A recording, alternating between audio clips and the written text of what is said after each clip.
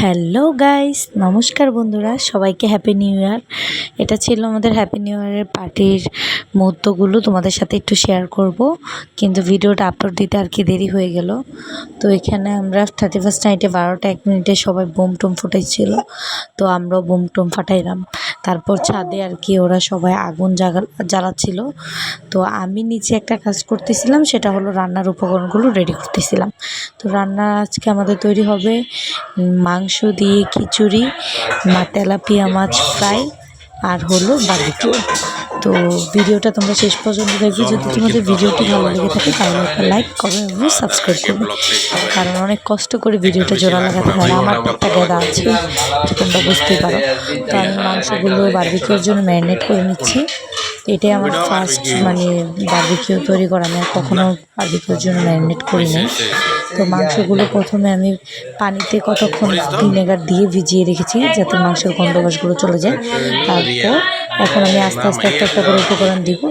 প্রথমে আমি হলুদ দিয়ে দিলাম, তারপর আমি টক দই বানিয়েছি, টক দই দিয়ে দিলাম। একটা করে সব উপকরণগুলো দিব।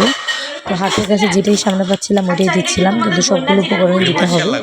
তারপর প্রথমে ধনিয়ার গুঁড়ো দিলাম, পরিমাণ মতো তুমি সব কিছু দিবে আর কি। তোমার মাংস যতটুকু ততটুকু অনুযায়ী তোমাদের সব কিছু পরিমাণ মতো দিতে হবে। তো আমি সব কিছু এখন পরিমাণ মতো দিব। প্রথমে হলুদের গুঁড়ো, তারপর টক দই বানিয়ে রাখা টক দইগুলো দিয়ে দিলাম, তারপর ধনিয়ার গুঁড়ো। এখন স্বাদ মতো মরিচের গুঁড়োটা দিব, কারণ মরিচের গুঁড়ো এটা দিলেই হবে না, আমরা আলাদা মাংসের মশলাও অ্যাড করব। মুরগির মাংসের যে মশলাটা থাকে ওইটাও অ্যাড করব। তারপর বারবিকিউর যে মশলা থাকে 2 রকমের, ওইগুলো আমরা অ্যাড করব। কিন্তু বারবিকিউর মশলাটা আসলে প্যাকেটটা আসলে তোমাদেরকে দেখানো হয়নি। তো এখানে এখন জিরার গুঁড়ি অ্যাড করব।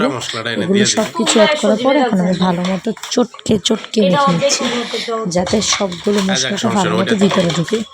তো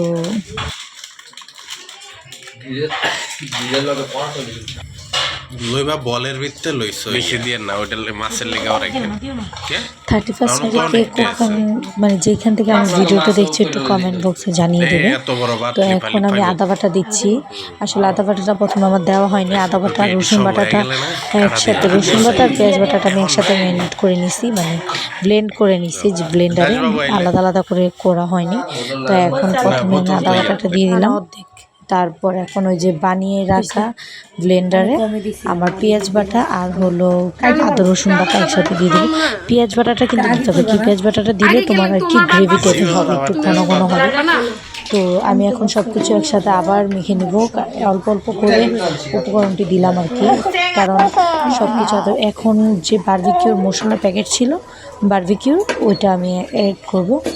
তো সব কিছু বারবিকিউর মশলা 2টা, কিন্তু প্রথমে আমি একটা দেওয়ার পরে ভাবলাম যে আরেকটা না দিলেও চলবে, কিন্তু টেস্টের জন্য আরেকটা অ্যাড করব। তারপর মুরগির মশলা, মাংসের যে মশলা আর কি, রাঁধুনি মাংসের মশলা,